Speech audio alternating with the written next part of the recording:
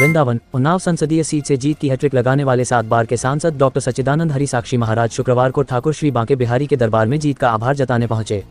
उन्होंने जीत का श्रेय परमपिता परमेश्वर को देते हुए कहा कि अयोध्या में सपा की जीत जातिगत आधार पर हुई है। ठाकुर श्री बांके बिहारी मंदिर में दर्शनोपरांत अपने संत कॉलोनी स्थित आश्रम पर मीडिया से चर्चा करते हुए उन्होंने कहा कि भगवान की कृपा से उन्हें 7वीं बार सांसद बनने का मौका मिला है। अयोध्या में हार के सवाल पर कहा कि अयोध्या में चुनाव जातिगत आधार पर हुआ है, क्योंकि जिस तरीके से मोदी और योगी सरकार ने अयोध्या में विकास की गंगा बहाई है वह कीर्तिमान है, लेकिन विपक्षी दलों ने लोगों को संविधान संशोधन के नाम पर गुमराह किया था।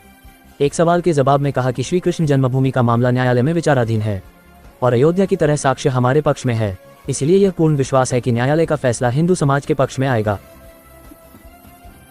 और जो लोग हिंदू आस्था में विश्वास रखते हैं, प्रायः उनका मन वृंदावन की तरफ दौड़ता ही रहता है।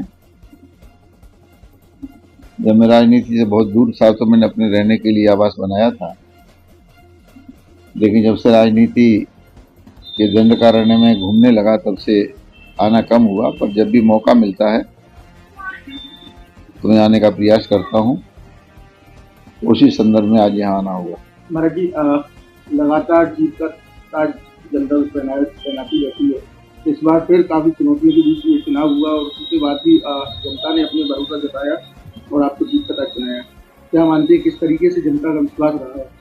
मुझे लगता है कि मैंने अपने राजनीतिक जीवन का शुभारंभ ब्रजभूमि से किया था, तो राधा रानी की कृपा कहूँ, फिर बांके बिहारी जी की कृपा कहूँ, ब्रजवासियों का आशीर्वाद कहूँ, ब्रजभूमि का चमत्कार कहूँ, मुझे नहीं पता, लेकिन इस ब्रजभूमि से ऐसा आशीर्वाद मिला कि मैंने जिंदगी में कभी हार का मुंह नहीं देखा। तो जब भी मैं जीतता हूं तो मुझे ब्रज याद आता है, वृंदावन याद आता है, श्री राधा रानी याद आती हैं, कोकिला वन याद आता है, बांके बिहारी याद आते हैं। तो कुछ तो है इनकी कृपा आशीर्वाद मेरे पास कि लगातार मैं 7वीं बार सांसद बना हूं और हर बार चुनौतियों को चीरता हुआ। मुझे याद है कि जब मथुरा से मैं चुनाव लड़ने वाला था तो माननीय अटल बिहारी वाजपेयी ने मुझसे मना किया था कि जगह ठीक नहीं, चुनाव मत लड़ो, क्योंकि माननीय अटल जी के यहाँ कभी जमानत जब्त हुई थी। पर मैं भगवान का नाम लेके लड़ गया, महाराजा विश्वेंद्र सिंह की जमानत जब्त हो गई। तब अटल जी ने मुझे फर्रुखाबाद भेजा कि सलमान विदेश मंत्री, उनको आपके अलावा कोई नहीं हरा सकता। तो वहां जाके 2 बार उनकी जमानत जब्त कर दी और 3 बार से लगातार उन्नाव में रिलायंस ग्रुप की अनु टंडन, जो बहुत पैसे वाली हैं, उनकी जमानत जब्त करता चला आया हूं। इस बार मैंने हराया, 2 बार जमानत जब्त की है।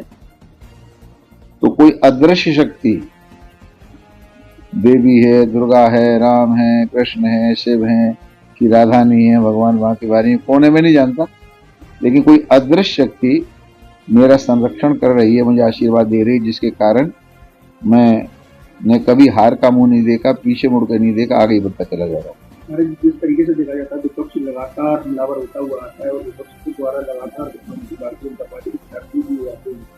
इस बार अयोध्या जैसी सीट भारतीय जनता पार्टी आई है, क्या मानते हैं?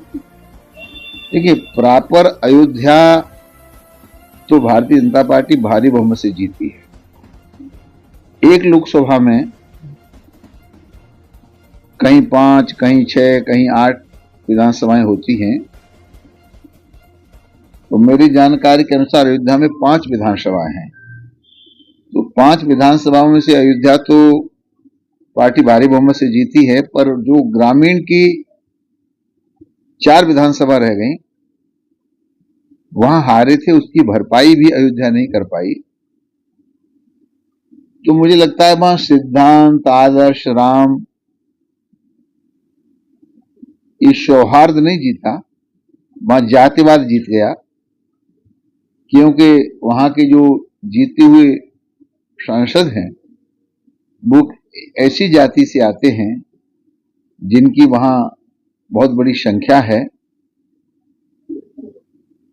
तो अभी मोदी जी ने सोचा सबका साथ, सबका विकास, सबका विश्वास, सबका प्रयास, तो मोदी जी ने पूरी ईमानदारी से काम किया।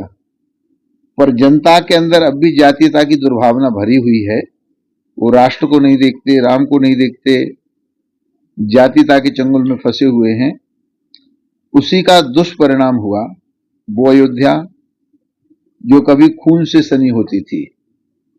इन हाथों ने अयोध्या में राम भक्तों की लाशों को उठाया, शरीर से निकाला, कोठारी बंधु की लाशों को उठाकर चकराम मंदिर हम लेकर के आए। तो वो नरसंहार हमने अयोध्या का देखा। उसी अयोध्या को योगी ने, मोदी ने सजाने का काम किया, चाहे सरयू का किनारा हो, चाहे अयोध्या धाम बना करके एयरपोर्ट बनाना हो, चाहे स्टेशन को अयोध्या धाम बनाना हो, या विश्व का सबसे सुंदरतम विशाल रामलला का मंदिर बनाना हो। इतना बड़ा काम करने के बाद भी वहां से सपा का सांसद जीता है। चिंता का विषय है समाज के लिए भी, हमारी पार्टी के लिए भी, और हिंदुत्व की बात करने वाले लोगों के लिए भी। महाराज जी, अयोध्या का काम पूरा है, उसके बाद अब मथुरा का जो होता है या मथुरा का क्या? एक अयोध्या नहीं, मोदी जी के नेतृत्व में वीर विक्रमादित्य के बाद पहली बार विकास भी, विरासत भी, इस बात को लेकर के काम प्रारंभ हुआ।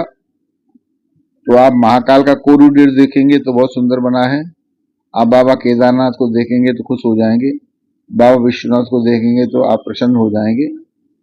तो कुल मिला के सब जगह विकास भी, विरासत भी, इस महामंत्र के साथ मोदी जी ने विकास तो किया ही, जो 65 साल में नहीं हुआ वो 10 साल में करके दिखाया। और विरासत भी, कि जो लोग अपनी विरासत संस्कृति को भूल जाते हैं, मिट जाते हैं, विरासत को भी सुदृढ़ करने का काम माननीय मोदी जी ने किया। तो फिर मैं कहूंगा जिस तरह से मोदी जी ने विकास का और विरासत का काम किया, उसके अनुसार जनता ने आशीर्वाद नहीं दिया। कमी कहां रह गई, ये समीक्षा का विषय है। मथुरा जन्मभूमि को लेकर कह रहे हैं, मामला कोर्ट में। हम लोग बाबा साहब भीमराव अम्बेडकर के संविधान को मानते हैं। यहां भी संवैधानिक तरीके से जो कुछ होगा ठीक होगा। और चूंकि आप ही कह रहे हैं मथुरा जन्मभूमि, तो है ही मथुरा श्री कृष्ण जन्मभूमि। तो आज नहीं तो कल कोर्ट की भी समझ में आएगा कि हिंदुओं की आस्था का प्रश्न है और मथुरा भगवान श्री कृष्ण जन्मभूमि है। निश्चित रूप से कोर्ट भगवान श्री कृष्ण के पक्ष में आदेश देगा, भव्य मंदिर बनेगा।